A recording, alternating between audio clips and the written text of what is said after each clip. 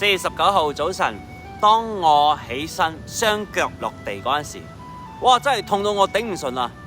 長期嘅慢步咧，令到我嘅嗰個腳板咧患上咗個足底筋膜炎，所以就日日都咁痛嘅。但係嗰日我真係痛到頂唔順咗，我考慮咗差唔多接近半日左右啦，我就決定停止我個慢步，俾我腳休息啦。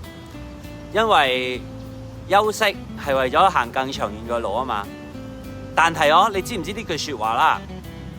有好多人知道聽過，但係從來冇諗過去做嘅。佢哋會同你講：哎呀，邊有你咁犀利啊？手停口停啊！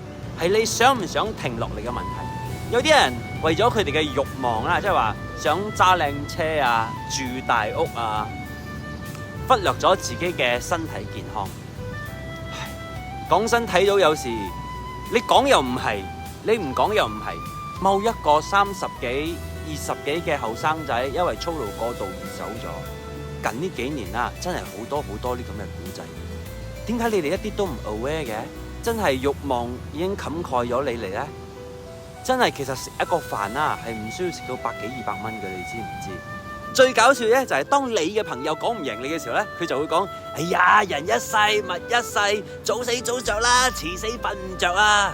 嗰個時候，佢就絕對忘記咗佢講過：哎，有路有亂啊，邊有你咁瀟灑啊？佢嗰陣時候就忘記咗噶啦。佢就係想離開呢個話題，唔想再同你傾究竟需唔需要休息呢樣嘢。需唔需要休息咧？你係呃唔到人嘅。初你可能就係會揸車嘅時候瞌眼瞓啊，或者係做工嘅時候啊冇乜精神啊，或者係瞓得唔好。慢慢，當你身體感受到痛楚嘅時候，咪真係要休息嘅時候咯。點解要夾硬嚟呢？身體俾個提示你咧，就真係要好好休息嘅，唔好夾硬撐。因為當你夾硬撐落去而發生咗一啲無可挽救嘅事情嘅時候，你怪得邊個？你真係怪唔到任何人嘅。